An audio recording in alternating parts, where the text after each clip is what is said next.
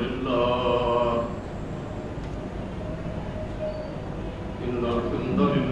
نحمده ونستعينه ونستغفره ونعوذ بالله من شرور أنفسنا ومن سيئات أعمالنا من يهده الله فلا مضل له ومن يضلله فلا هادي له وأشهد أن لا إله إلا الله وحده لا شريك له وأشهد أن محمدا عبده ورسوله أما بعد فإن خير الحديث كتاب الله وخير الهدي هدي محمد صلى الله تعالى عليه وسلم وشر الأمور محدثاتها وكل محدثة بدعة وكل بدعة ضلالة وكل ضلالة في النار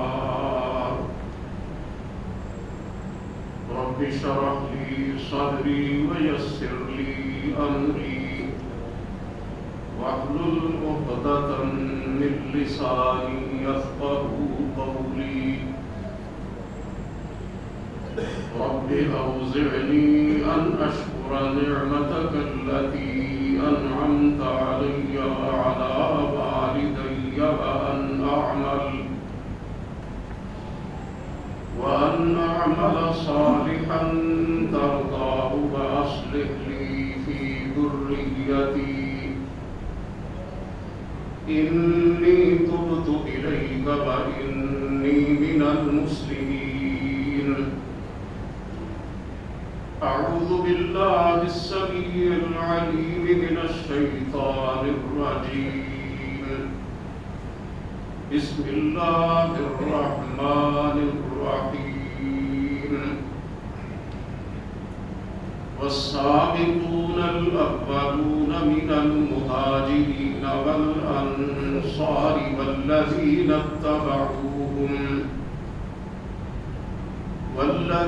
اتبعوهم بإحسان رضي الله عنهم ورضوا عنه وأعد لهم جنات تجري تحتها الأنهار خالدين فيها أبدا ذلك الفوز العظيم.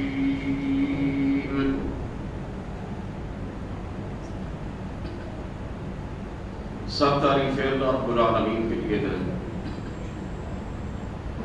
بے شمار درود و سلام نبی اقدس حضرت محمد الرسول اللہ صلی اللہ علیہ وآلہ وسلم کی ذات گرامی پر، آپ کی آل طاہرہ اور آپ کے صحابہ کرام پر،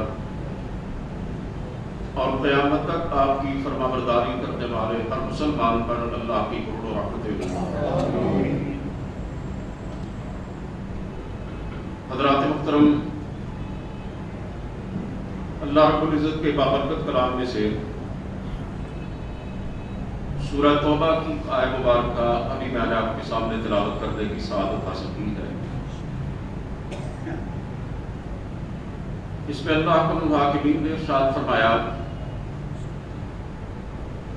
والسابقون الاولون من المہاجرین والانصار،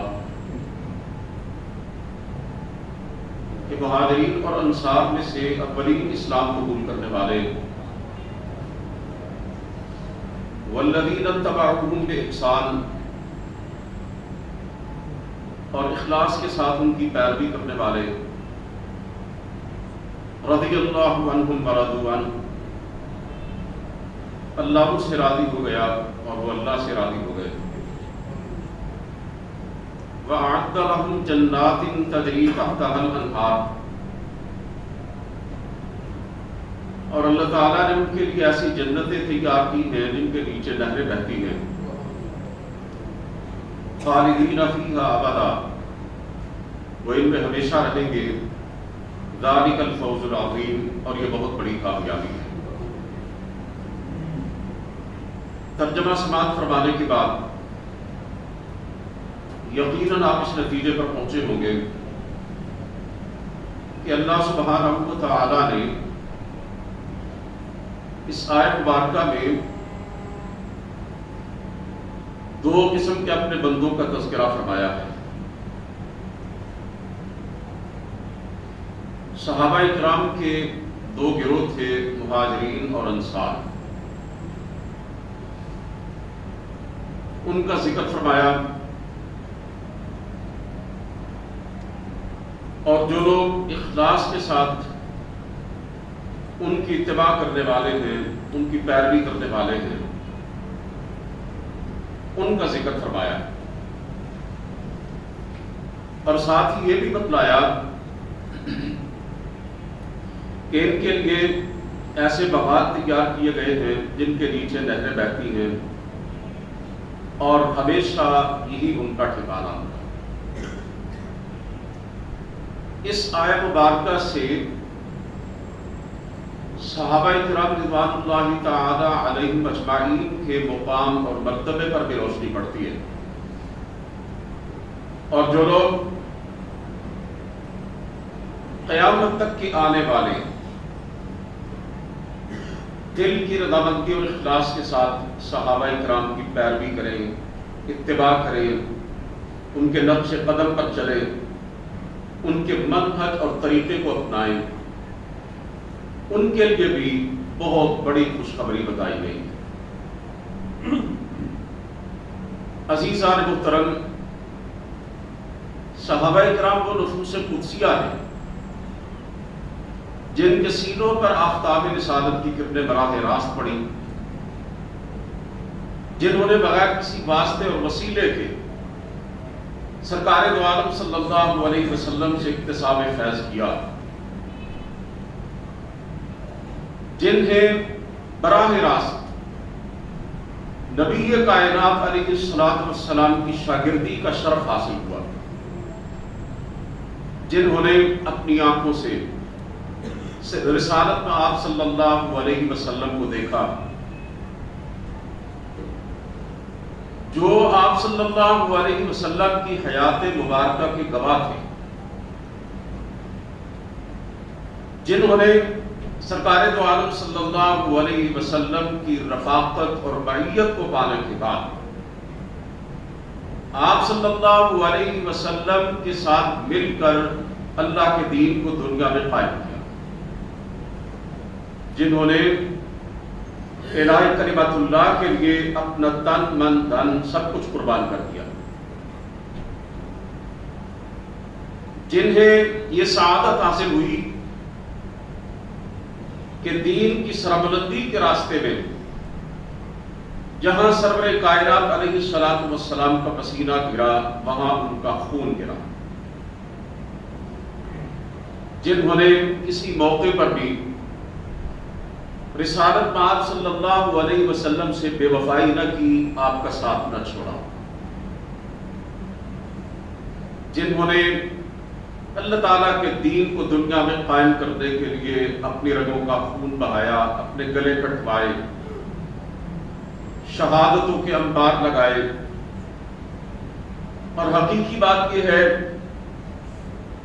آج میں اور آپ اور دنیا میں جتنے بھی مسلمان پائے جاتے ہیں، وہ سب صحابہ کرام کے مقروض ہیں، اور انہیں اصحاب کرام کا احسان مند ہونا چاہیے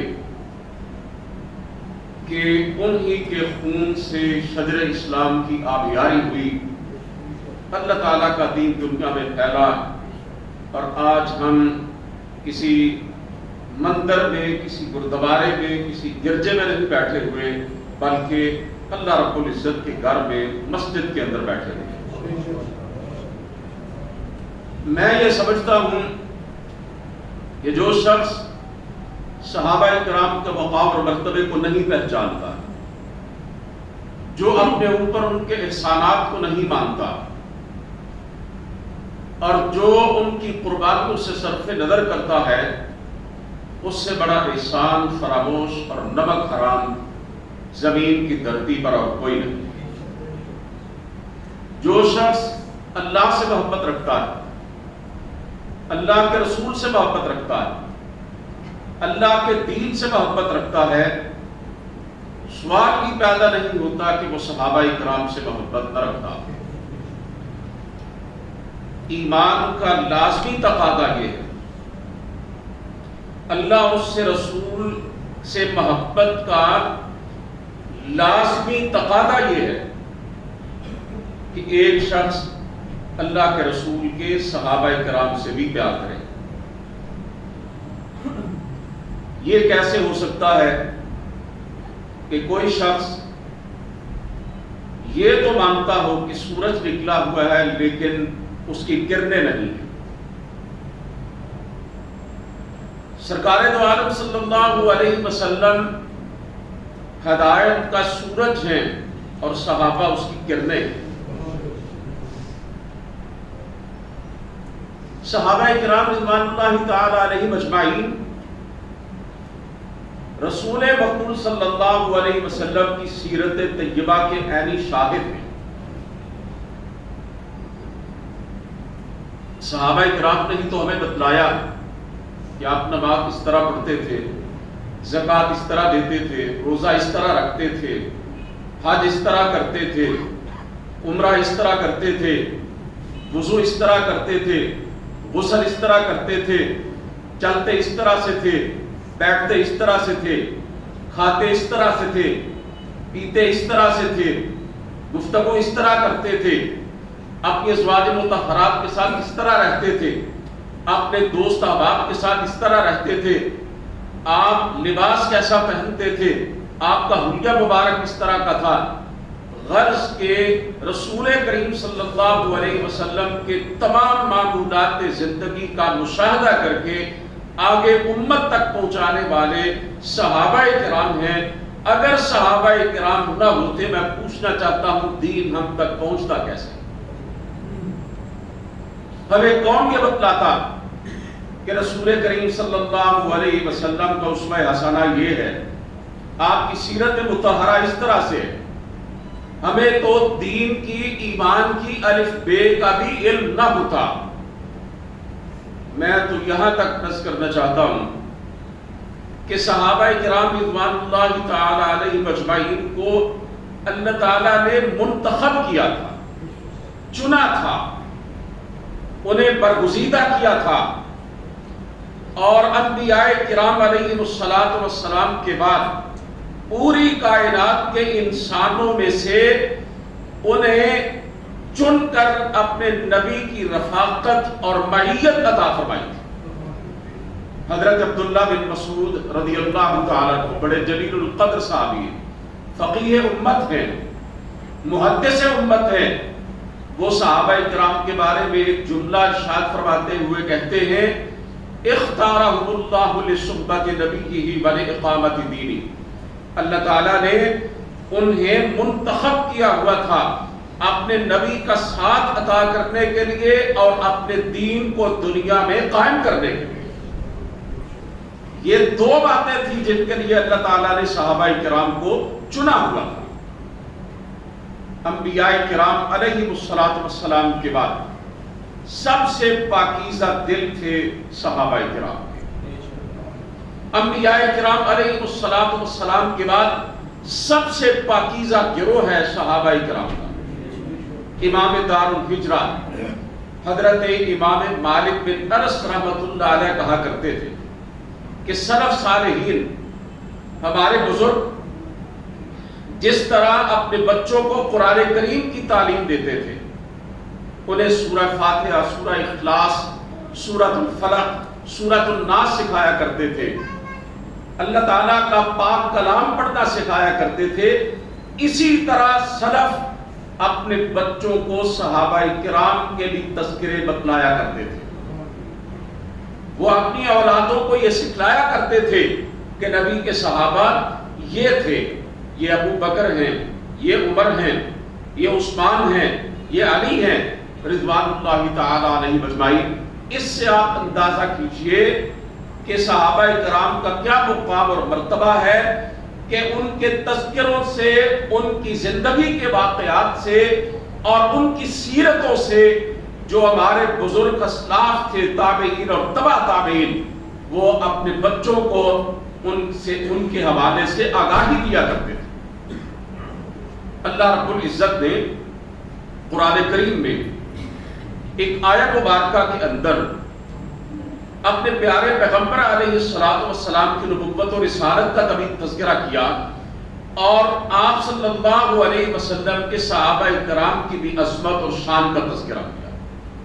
اللہ فرماتے ہیں محمد الرسول اللہ صلی اللہ علیہ وسلم، محمد اللہ کے رسول ہیں، والذین معہ، اور جو آپ کے ساتھ ہیں۔ آپ کے ساتھ کون تھے؟ آپ کے صحابہ ابو بکر، عمر، عثمان، علی، طلحہ، زبیر، سعد، سعید، ابو عبیدہ ابن جراح، زبیر ابن عوام، خالد ابن ولید، میرے نبی کے کم و بیش 1.5 لاکھ صحابہ کرام رضوان اللہ تعالی علیہ اجمعین۔ اللہ فرماتے ہیں جو میرے نبی کے ساتھ ہیں، اشداء علی الکفار رحماء بینہم، وہ کافروں پر میدان جنگ میں بڑے سخت ہیں اور آپس میں بڑے رحم دل ہیں۔ تراہم رکعا سجدا، فرمایا تم انہیں دیکھو گے رکوع کرتے ہوئے اور سجدہ کرتے ہوئے، یبتغون فضلا من اللہ ورضوانا، اللہ کا فضل اور اس کی رضا چاہتے ہوئے۔ یہ صحابہ کرام کی علامات ہیں۔ فرمایا سیماہم فی وجوہہم من اثر السجود، ان کی نشانی ان کے چہروں پر سجدوں کے اثر سے موجود ہے۔ ذالک مثلہم فی التوراۃ ومثلہم فی الانجیل، اللہ فرماتے ہیں ان کی یہ نشانیاں تورات میں بھی ہے اور انجیل میں بھی ہے۔ سبحان اللہ۔ جیسے پہلی کتابوں میں، تورات میں، زبور میں، انجیل میں، پہلی آسمانی کتاب اور صحائف میں اللہ تعالیٰ نے سرکار دو عالم صلی اللہ علیہ وسلم کے تذکرے فرمائے کہ میرا ایک آخری نبی آنے والا ہے۔ پہلے انبیاء لوگوں کو رسول مقبول صلی اللہ علیہ وسلم کے بارے میں بتلاتے چلے گئے۔ پہلی کتابوں میں اللہ نے سرور کائنات علیہ السلام کی نشانیاں بتلائیں، علامات بتلائیں، اپنے نبی کے چرچے کیے، جیسا کہ سورہ صف میں اللہ تعالیٰ فرماتے ہیں وَإِذْ قَالَ عِيسَى ابْنُ مَرْيَمَ يَا بَنِي إِسْرَائِيلَ إِنِّي رَسُولُ اللَّهِ إِلَيْكُمْ مُصَدِّقًا لِمَا بَيْنَ يَدَيَّ مِنَ التَّوْرَاةِ وَمُبَشِّرًا بِرَسُولٍ يَأْتِي مِن بَعْدِي اسْمُهُ أَحْمَدُ۔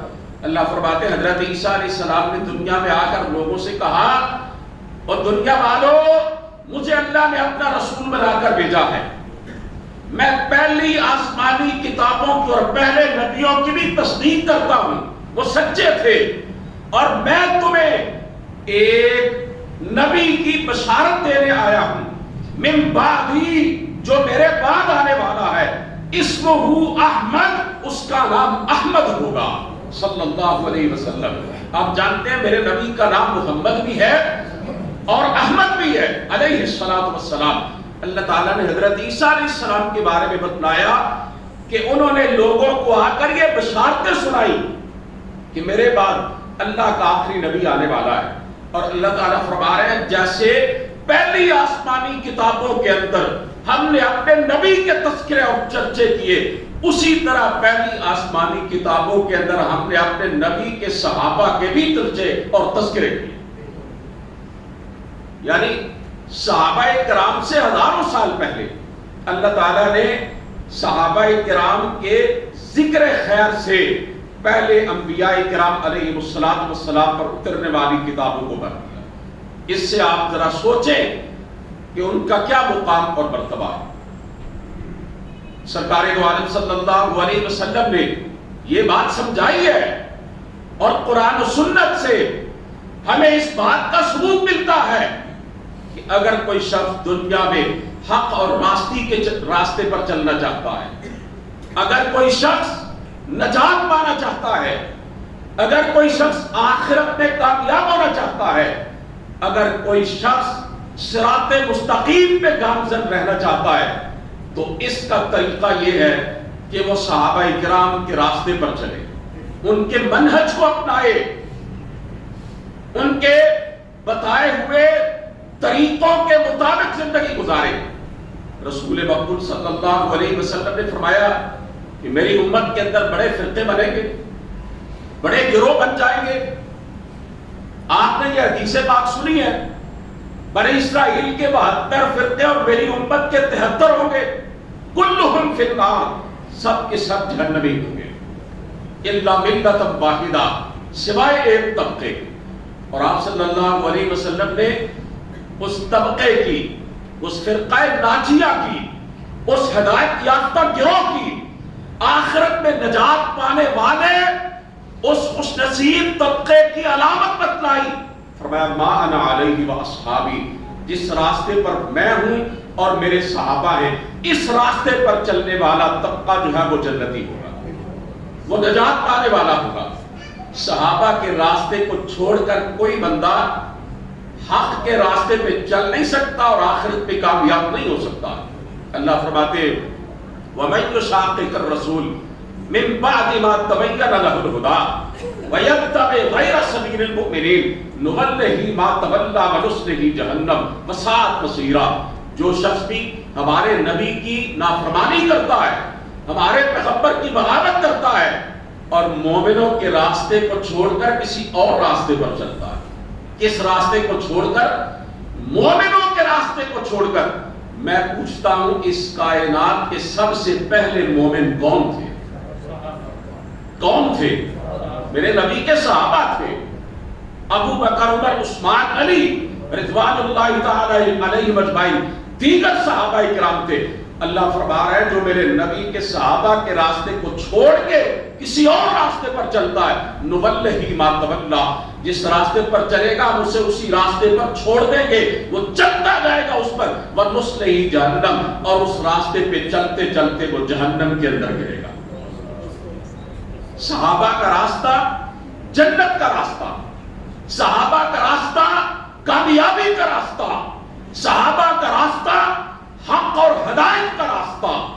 رسول کریم صلی اللہ علیہ وسلم نے اپنے صحابہ کے بارے میں اس بات سے آگاہ فرمایا، لا تسبوا اصحابی، میرے صحابہ کو برا بھلا مت کہنا، انہیں ہدف تنقید مت بنانا، ان کی تحقیر نہ کرنا، ان کو برا بھلا نہ کہنا، ان کا غلط الفاظ میں ذکر نہ کرنا، ان کو ہدف طعن و تشدید نہ بنانا۔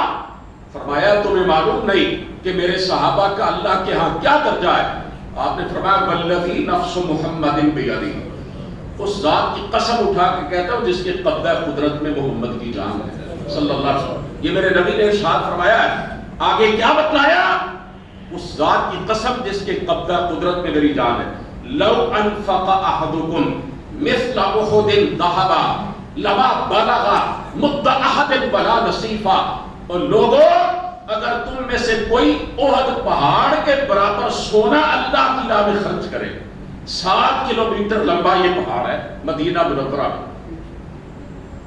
احد پہاڑ کے برابر، فرمایا اگر کوئی تم میں سے سونا خرچ کرے اور میرا کوئی ایک صحابی آدھا کلو یا 1 کلو جو گندم کھجورے اللہ کی راہ میں صدقہ کرے، تم میں سے کوئی اور پہاڑ کے برابر سونا خرچ کر کے اللہ سے وہ اجر نہیں پا سکتا جو میرا ایک صحابی آدھا کلو یا اس سے بھی آدھا کوئی اناج اللہ کی راہ میں خرچ کر کے اجر پاتا۔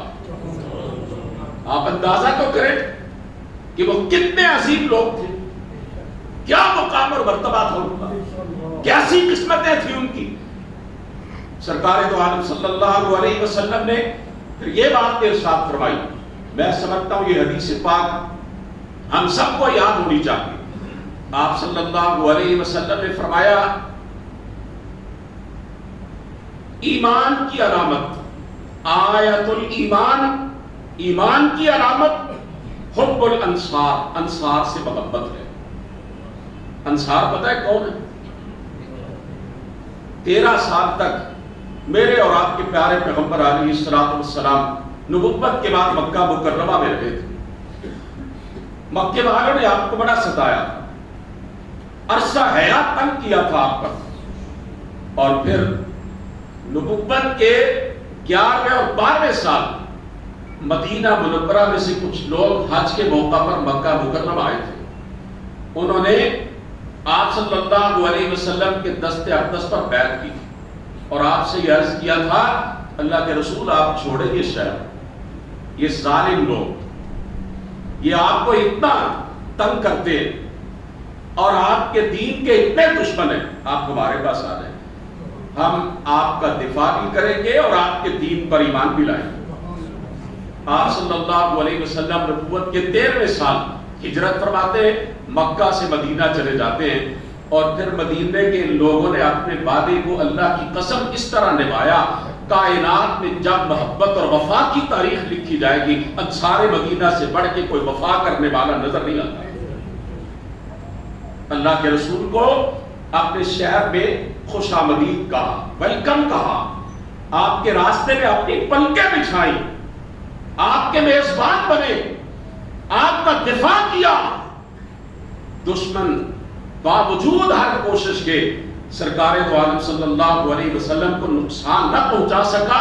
یہ مکے کے انصار صحابہ میرے نبی کی ڈھال بن گئے، اور آپ کے جو لٹے پٹے مسافر مہاجر صحابہ کرام مکے سے آئے تھے ان کو انہوں نے اپنے گھر دیے. انہوں نے کہا یہ آدھا کاروبار تمہارا آدھا گھر تمہارا. اگر کسی کی 2 بیویاں تھیں اس نے کہا میں ایک بیوی کو طلاق دے دیتا ہوں، تم اس سے نکاح کر لو، تمہاری ابھی شادی نہیں ہوئی. اللہ تعالیٰ نے اپنے نبی کے صحابہ کے اس ایثار اور قربانی کے تذکرہ بھی کیے. وہ عظیم صحابہ مہاجرین جو صحابہ تھے وہ مقام اور مرتبے میں انصار سے کم نہیں تھے، ان کا اپنا درجہ ہے، لیکن انصار مدینہ نے نبی کی محبت اور پیغمبر سے وفا اور صحابہ کرام کے ساتھ ایثار اور قربانی کا جو معاملہ رکھا ہے وہ تاریخ انسانیت کی ایک روشن مثال ہے. آپ نے فرمایا آیت الایمان حب الانصار، ایمان کی علامت یہ ہے کہ کوئی بندہ صحابہ کرام سے محبت کرے، انصار سے. اور آگے فرمایا وآیت النفاق بغض الانصار، اور اگر کوئی میرے انصار صحابہ سے بغض اور عداوت رکھتا ہے تو یہ اس بات کی علامت ہے کہ وہ منافق ہے. آپ یقیناً بہت کچھ سمجھ گئے. میں کوئی اس سے بڑھ کر کوئی واضح الفاظ میں آپ کے سامنے صحابہ کرام کی عظمت اور شان کے حوالے سے میں سمجھتا ہوں بات نہیں کر سکتا. یعنی اللہ کے رسول یہاں تک ارشاد کر گئے کہ جو میرے انصار صحابہ سے محبت رکھتا ہے وہ اس کے ایمان کی دلیل ہے، اور جو میرے انصار صحابہ سے عداوت اور دشمنی رکھتا ہے وہ اس کے منافق ہونے کی دلیل ہے. آپ صحابہ سے محبت رکھتے ہیں؟ آپ کے ارد گرد کچھ لوگ ایسے ہیں جو صحابہ سے دشمنی اور عداوت رکھتے ہیں. کس درجے میں آپ ان کو رکھیں گے؟ آپ ان کے متعلق کیا کہیں گے؟ وہی کہنا چاہیے نا جو اللہ کے رسول فرما گئے. ہمیں کچھ کہنے کی ضرورت نہیں ہے. آمنہ کے لال فرما گئے میرے صحابہ سے محبت رکھنے والا مومن ہے اور میرے صحابہ سے دشمنی رکھنے والا، بغض رکھنے والا، کینہ رکھنے والا منافق ہے. میں نے پہلے ہی عرض کیا تھا ابتدا میں، جس کے دل میں اللہ سے محبت ہے، اللہ کے رسول سے محبت ہے اور دین اسلام سے محبت ہے، اس بات کا 1% بھی امکان نہیں ہے کہ اس کے دل میں صحابہ کرام کے بارے میں بغض اور عداوت پائی جائے. پچھلے خطبہ جمعہ میں میں نے آپ کے سامنے حسنین کریمین اور اہل بیت رضوان اللہ تعالی علیہ مجمعین کے فضائل و مناقب بیان کیے تھے. آپ میں سے جو حضرات پچھلے خطبہ جمعہ میں موجود تھے ان کو علم ہے،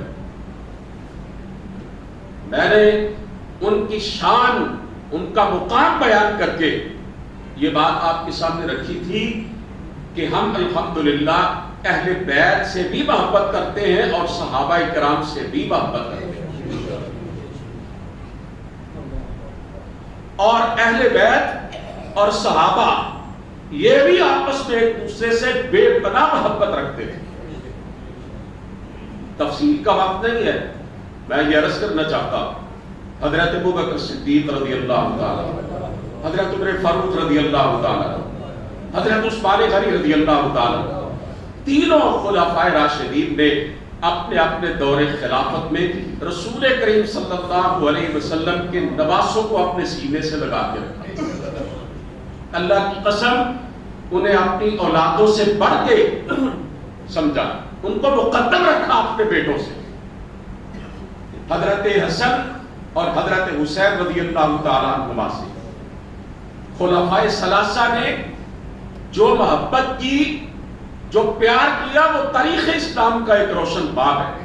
ایک دفعہ حضرت عمر فاروق رضی اللہ تعالیٰ عنہ نے حضرت حسن اور حسین رضی اللہ تعالیٰ عنہما سے اتنا محبت کا اظہار کیا کہ مال غنیمت میں سے بہت زیادہ حصہ اپنے بیٹے حضرت عبداللہ بن عمر رضی اللہ تعالیٰ عنہما کی نسبت نبی کے نواسوں کو دیا۔ انہوں نے تھوڑا سا یہ کہا کہ ابا جان مجھے آپ نے کم دیا، ان کو زیادہ دیا ہے۔ حضرت عمر فاروق رضی اللہ تعالیٰ عنہ نے پتہ ہے کیا کہا؟ تیرے نانے جیسا ان کا نانا ہے، تجھے معلوم نہیں ہے حسن اور حسین کا نانا کون؟ ان کے نانے جیسا تیرا نانا ہے، ان کی ماں جیسی تیری ماں ہے، سیدۃ النساء اہل الجنہ، خاتون جنت کی عورتوں کی سردار ہے ان کی ماں۔ اور اظہار عجز و انکسار کے طور پر کہا کہ ان کے باپ جیسا تیرا باپ ہے، داماد رسول ہے حضرت علی مرتضیٰ رضی اللہ تعالیٰ عنہ۔ حضرت عثمان غنی رضی اللہ تعالیٰ عنہ جب شرپسندوں نے ان کے گھر کا محاصرہ کیا ہوا تھا تو حضرت علی رضی اللہ تعالیٰ عنہ نے اپنے دونوں شہزادوں کو، نوجوان تھے حضرت حسن حسین رضی اللہ تعالیٰ عنہ، ان کو بھیجا تھا کہ جاؤ جا کے خلیفہ اسلام کے گھر کا پہرا دو۔ حضرت حسنین کریمین رضی اللہ تعالیٰ عنہما حضرت عثمان غنی رضی اللہ تعالیٰ عنہ کے گھر کی حفاظت کر رہے تھے جب بلوائیوں نے حملہ کیا۔ اسی طرح اہل بیت بھی نبی کے خلفاء سے اور صحابہ سے بڑی محبت رکھتے تھے۔ میں ایک بات آپ کے سامنے پیش کرنے جا رہا ہوں اور آپ کی توجہ کا طلبگار، میں یہ چاہتا ہوں کہ آپ اس بات کو یاد کر لیں۔ جھوٹی من گڑت تاریخی روایات کی بنیاد پر اہل بیت اور صحابہ کرام کو ایک دوسرے کا مخالف اور ایک دوسرے کا دشمن بنا کے پیش کیا جا رہا ہے۔ سوشل میڈیا پر غلیظ قسم کا پروپیگنڈا کیا جاتا ہے۔ جاہل اور ان پڑھ قسم کے لوگ ممبروں پہ بندروں کی طرح ناچ کر صحابہ کرام اور اہل بیت کو ایک دوسرے کا مخالف ثابت کرنے پر تلے ہوئے۔ لوگوں کو یہ باور کروانے کی مضمون کوشش کی جاتی ہے کہ صحابہ کرام تو معاذ اللہ اہل بیت پر بہت ظلم ڈالتے تھے، ان کے حقوق غصب کرنے والے تھے، اور اتنا غلیظ بے بنیاد اور جھوٹا پروپیگنڈا کیا جاتا ہے۔ آج کے پڑھے لکھے نوجوانوں کے قابل ذکر تعداد جو ہے ان بدبختوں اور ان ظالموں کے پنجائے ستم کا شکار ہو چکی ہے۔ آپ کے ہاں جب بیٹا پیدا ہوتا ہے، بیٹی پیدا ہوتی ہے، آپ نام رکھتے ہیں تو کن کے ناموں پہ نام رکھتے ہیں؟ جن سے آپ کو محبت ہوتی ہے۔ آج محرم کے مہینے میں ہر طرف شہدائے کربلا کا تذکرہ کیا جاتا ہے۔ آپ کو اپنے شہر کے در و دیوار پر اس حوالے سے اشتہارات لگے ہوئے نظر آئیں گے، سینکڑوں کی تعداد میں بینرز لگے ہوئے نظر آئیں گے، فلیکسز امیزہ نظر آئیں گی، بڑے بڑے بورڈ لگے ہوئے نظر آئیں گے، آپ کو تقریریں بھی سننے کو ملے گی مجلسیں بھی سننے کو ملے گی، ہر طرف آپ کو اس حوالے سے ایک ماحول بنا ہوا دکھائی دے گا۔ میں آپ سے یہ پوچھنا چاہتا ہوں بڑے احترام کے ساتھ،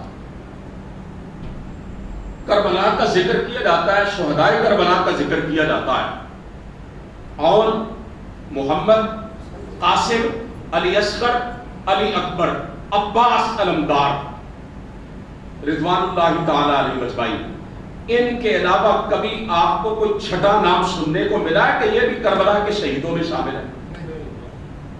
اللہ کی قسم اٹھا کے کہتا ہوں، دعوے سے کہتا ہوں، نہ آپ کو کہیں پڑھنے کو ملے گا نہ سننے کو ملے گا۔ میں آپ کو بتلاتا ہوں، منبر پہ پوری ذمہ داری سے بلا خوف تردید اور ڈنکے کی چوٹ پہ آپ سے یہ عرض کرنا چاہتا ہوں، کربلا کے شہیدوں میں 3 بیٹے حضرت علی رضی اللہ تعالیٰ عنہ کے تھے، جن کا نام تھا ابو بکر، عمر اور عثمان۔ 3 بیٹے حضرت حسن کے تھے، جن کا نام تھا ابو بکر، عمر اور عثمان۔ کربلا کے شہیدوں میں 3 بیٹے حضرت حسین کے تھے، جن کا نام تھا ابو بکر، عمر اور عثمان۔ کربلا کے شہیدوں میں یہ 9 جوان تھے، 9 شہداء، حضرت علی، حضرت حسن حسین کے بیٹے ابو بکر بن علی، عمر بن علی، عثمان بن علی، ابو بکر بن حسن، عمر بن حسن، عثمان بن حسن، ابو بکر بن حسین، عمر بن حسین اور عثمان بن حسین۔ بیان کیوں نہیں کیے جاتے؟ اس لیے بیان نہیں کیے جاتے کہ ہم تو کہتے ہیں، لوگوں کو یہ باور کرواتے ہیں کہ یہ اہل بیت کے دشمن تھے۔ اگر یہ بتانا شروع کر دیا کہ اہل بیت نے اپنے بیٹوں کے نام ابو بکر، عمر اور عثمان کے نام پہ رکھے تھے، تو لوگ تو بھاگ جائیں گے ہمارے آگے سے اٹھ کے۔ پھر دکانداری کہاں سے چلے گی؟ پھر روٹیاں کہاں سے ملے گی؟ پھر لاکھوں روپیہ فیسوں کا کہاں سے ملے گا؟ یارو، بیٹوں کے نام جن کے ناموں پہ رکھے جاتے ہیں، یہ اس بات کا سب سے بڑا ثبوت ہے کہ ان سے محبت ہے اور پیار ہے۔ کوئی پوچھتا بھی نہیں ہے کہ جناب آپ تو یہ کہہ رہے ہیں کہ حضرت حسین کے بیٹے، بانجے، بھتیجے، سارا خاندان شہید ہو گیا، اور کوئی 60 کے قریب اہل بیت کے افراد کربلا میں شہید ہوئے، تو آپ تو یہ 5-6 نام بتلاتے ہیں، آگے آپ جانتے ہی نہیں ہیں وہ علی کا بیٹا بھی کوئی کربلا میں شہید ہوا تھا کہ نہیں ہوا تھا۔ ان کے علاوہ کون سے اہل بیت کے لوگ تھے؟ حضرات محترم، یہ سب سے بڑی علامت ہے اس بات کی کہ صحابہ کرام اور اہل بیت اعظام کے درمیان کوئی دشمنی اور عداوت نہیں تھی، کوئی بغض نہیں تھا، کوئی دوری نہیں تھی، اور دونوں باہم شیر و شکر تھے۔ ان کا ابو بکر، عمر اور عثمان کے ناموں پہ اپنے اولادوں کے نام رکھنا ہی اس بات کی دلیل ہے کہ صحابہ کرام اہل بیت سے اور اہل بیت صحابہ کرام سے بے پناہ عقیدت اور محبت رکھا کرتے ہیں۔ حضرت علی رضی اللہ تعالیٰ عنہ کا یہ ارشاد گرامی ہے، جس کو میں نے یہ کہتے ہوئے سنا کہ اب ابو علی ابو بکر سے افضل ہے، میں اسے 80 کوڑے ماروں گا۔ یہ حضرت علی کا ارشاد گرامی، کتنی محبت، کتنا پیار۔ حضرت عمر رضی اللہ تعالیٰ عنہ جب شہید ہوتے ہیں، ان کو دفنایا جاتا ہے، حضرت علی رضی اللہ تعالیٰ عنہ نے پتہ ہے کیا کہا؟ اے عمر، تیرے علاوہ کوئی شخص دنیا میں ایسا نہیں ہے جس کے متعلق میری خواہش ہو کہ میں تجھ جیسا نامہ اعمال لے کر رب کی بارگاہ میں حاضر ہوں۔ اسلاف کا یہ قول ہے، جو امت کے عظیم علماء اور محدثین گزرے، انہوں نے یہ بات کہی ہے، اگر تم کسی کو دیکھو، اذا رأیت الرجل ینتقص احد من اصحاب رسول اللہ فعلم انہ زندیق، اگر کوئی شخص تمہیں ایسا ملے نا، تم دیکھو کہ وہ اللہ کے رسول کے صحابہ میں سے کسی ایک صحابی کی شان میں تنقیص کر رہا ہے، تو جان لو وہ زندیق ہے۔ زندیق کس کو کہا جاتا ہے؟ بے دین، اور بے دین جو ہے یہ کافر سے بھی کچھ اوپر کا درجہ ہے۔ حضرات محترم، کیا آج کے لوگوں کو پتا ہے کہ صحابہ کرام کے اندر معاذ اللہ یہ خامیاں تھی، یہ غلطیاں تھی؟ کیا میرے اور آپ کے پیارے پیغمبر علیہ السلام کو علم نہیں تھا؟ اور یہ بات سمجھ لیں اچھی طرح، درخت اپنے پھل سے پہچانا جاتا ہے، اسی طرح استاد اپنے شاگردوں سے پہچانا جاتا ہے۔ بڑا قابل، ذہین، ہونہار بچہ ہو نا تو لوگ کہتے ہیں کسی چنگے استاد کا چنڈے ہے۔ مجھے کئی دفعہ، میں اپنی مثال دیتا ہوں، میں نے حفظ کیا ہوا ہے جناب قاری حافظ احمد عید صاحب سے، وہ میرے حفظ کے استاد ہیں۔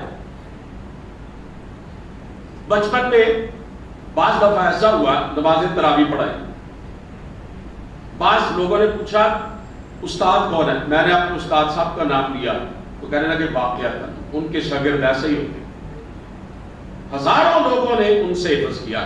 بعض لوگ آپ میں سے جانتے بھی ہوں گے، شاگرد سے استاد پہچانا جاتا ہے۔ ان ظالم و بدبختوں کی بات مان لے کہ صحابہ معاذ اللہ اچھے نہیں تھے تو ذات کس پہ پڑتی ہے؟ کس کے شاگرد تھے صحابہ؟ تربیت کس نے کی تھی؟ رسول کریم صلی اللہ علیہ وسلم نے۔ اس کا مطلب ہے کہ جو صحابہ کی شان میں تنقیص کرتا ہے وہ پہلے اللہ کے رسول کی شان میں گستاخی کرتا ہے۔ استاد بے مثال ہو ماننا پڑے گا، شاگرد بھی بے مثال ہے۔ آپ صلی اللہ علیہ وسلم نے فرمایا انما بعثت معلما، میں معلم بنا کر دنیا میں بھیجا گیا، استاد بنا کر بھیجا گیا۔ سب کا ایمان ہے نا کہ ہمارا نبی دنیا کا بے مثال استاد ہے، تو بے مثال استاد کے شاگرد، سیدھی سی بات، اس پہ کوئی فلسفہ نہیں ہے، اس پہ کوئی مشکل بات نہیں ہے۔ اللہ تعالیٰ فرماتے ہیں لقد من اللہ علی المؤمنین اذ بعث فیہم رسولا من انفسہم یتلو علیہم آیاتہ ویزکیہم ویعلمہم الکتاب والحکمہ۔ ہم نے مومنوں پر احسان کیا کہ انہی میں سے اپنا رسول بھیج دیا جو ان کے سامنے ہماری آیتیں پڑھتا ہے اور یعلمہم، ان کو تعلیم دیتا ہے، الکتاب، کتاب کی، والحکمہ، اور حکمت کی۔ میرا نبی تو صحابہ کرام کا تزکیہ کرتا رہا، اور اللہ فرماتے ہیں میرے نبی سے بڑھ کے مزکی کائنات میں اور کوئی نہیں ہو سکتا۔ تو جب تزکیہ کرنے والا، دلوں کی صفائی کرنے والا، سینوں کی پاکیزگی کا سامان کرنے والا آمنہ کا لال ہو، تو پھر جن کا تزکیہ ہوا اور جن کو پاکیزگی حاصل ہوئی ان کا مقام اور مرتبہ کیا؟ رسول کریم صلی اللہ علیہ وسلم پر صحابہ کرام نے بڑا اعتماد کیا، آپ کے دین کی نصرت اور مدد کے لیے صحابہ کرام نے بے پناہ قربانیاں دی۔ اور میں یہ پہلے عرض کر چکا ہوں، جو شخص صحابہ کرام کے احسانات کا منکر ہے اس سے بڑا نمک حرام اور احسان فراموش کوئی نہیں۔ ہمارے ماں باپ ہمارے بہت بڑے محسن ہیں، انہوں نے ہمیں جنا، ہماری پرورش کی، بچپن میں انہوں نے ہم پر بڑے احسانات کیے، بڑی خدمتیں کی۔ ہم اپنے والدین کے احسانات کا بدلہ نہیں دے سکتے، لیکن میں یہ پوچھنا چاہتا ہوں کہ صحابہ کرام نے تو اللہ کے رسول کو دیکھا اور پھر آگے امت تک پہنچایا کہ اللہ کے رسول صلی اللہ علیہ وسلم کی زندگی کے معمولات اس طرح سے۔ صحابہ کرام نے قربانیاں دیں، آپ کے ملک پاکستان میں کئی صحابہ کرام کی قبریں ہیں۔ اللہ کے دین کو پھیلانے کے لیے اللہ کے رسول کی وفات کے بعد وہ دنیا کے چپے چپے پر پھیل گئے تھے۔ ان کی شہادتوں کے انبار ہیں، ان کا پاکیزہ خون ہے جو انہوں نے دے کر اسلام کے پودے کو تناوت درخت بنایا ہے۔ یہ بت کدہ ہندوستان ہے، اس میں آج بھی کروڑوں ہندو، 1 ارب سے زیادہ ہندو بتوں کی پوجا کرتے ہیں۔ ہم اسی بر صغیر میں رہتے ہیں، صحابہ کرام نہ ہوتے، وہ اللہ کے دین کو دنیا میں قائم کرنے کے لیے جد و جہد نہ کرتے۔ جو میرے دوست بعد میں آئے، میں ان کے لیے یہ کہنا چاہتا ہوں، اگر صحابہ کرام کی قربانیاں اور کوششیں نہ ہوتی، اس وقت میں اور آپ جمعہ پڑھنے مسجد میں نہ بیٹھے ہوتے، کسی مندر یا گردوارے میں کسی بت کے چرنوں میں بیٹھے۔ لوگ مانتے ہی نہیں۔ ایران والوں کے لیے میں نے ایک بات کہی تھی کوئی 2 جمعے پہلے، ایران والوں کو تو کم از کم کچھ خیال کرنا چاہیے، کچھ حیا کرنی چاہیے۔ آتش پرست تھے ان کے آباء و اجداد، آگ کی پوجا کرنے والے مجوسی تھے۔ حضرت عمر فاروق رضی اللہ تعالیٰ عنہ کے دور حکومت میں انہوں نے ایران کی طرف فوجیں بھیجی، ایران فتح ہوا، وہاں اسلام کا پیغام پہنچا۔ ایران والوں، تمہیں تو حضرت عمر فاروق کا احسان مند ہونا چاہیے۔ اگر فاروق اعظم تمہارے ملک میں اسلام کی روشنی لے کر نہ آتے، تم آج بھی آگ کی پوجا کر رہے ہوتے، آتش پرست ہوتے، مجوسی ہوتے، بے ایمان ہوتے، کافر ہوتے۔ تمہیں پتہ ہی نہیں عمر فاروق کی شان اور مقام اور مرتبہ کیا ہے۔ اس عمر کے بارے میں زبان درازی کرتے ہو جس کی وجہ سے تمہیں اسلام کی نعمت ملی ہے۔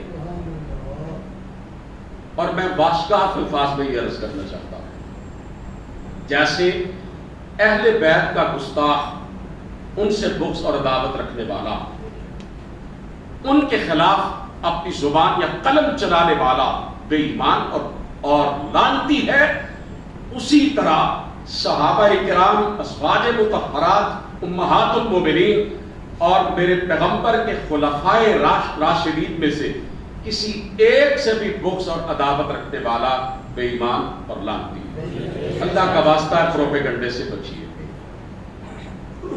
سوشل میڈیا کی غلاظت سے اپنے آپ کو پاک رکھنے کی کوشش کیجیے۔ خلفائے راشدین کے حوالے سے، صحابہ کرام کے حوالے سے کوئی بات بھی آپ کو سننے کو ملتی ہے فیس بک پر، واٹس ایپ پر، یوٹیوب پر، اس جدید میڈیا پر، خدا را اس پہ یقین مت کیجیے۔ اپنے علماء کرام سے رابطہ کیجیے اور تسلی کیجیے بات کی۔ میں نے آج آپ کو ایک کھر کی بات، پتہ کی بات بتلائی ہے کہ شہدائے کربلا میں حضرت علی، حضرت حسن اور حسین کے کتنے بیٹے شہید ہوئے؟ ابو بکر، عمر اور عثمان نام۔ یہ سب سے بڑی دلیل ہے، یہ پروپیگنڈے کا سب سے بڑا توڑ ہے۔ جھوٹی من گڑت تاریخی روایات، رتب و یابس بھرا ہوا ہے تاریخ کے اندر۔ لکھنے والے پتہ نہیں کس کس ذہن کے اور کس کس نظریات کے مالک تھے، وہ لکھ گئے ہیں۔ صحابہ کرام کا مقام اور مرتبہ سمجھنا ہے کسی اور کی لکھی ہوئی کتاب کی روشنی میں نہیں، اللہ کی کتاب کی روشنی میں اور اس کے نبی کی حدیث کی روشنی میں صحابہ کرام کے مقام اور مرتبے کو ہمیں سمجھنا ہوگا۔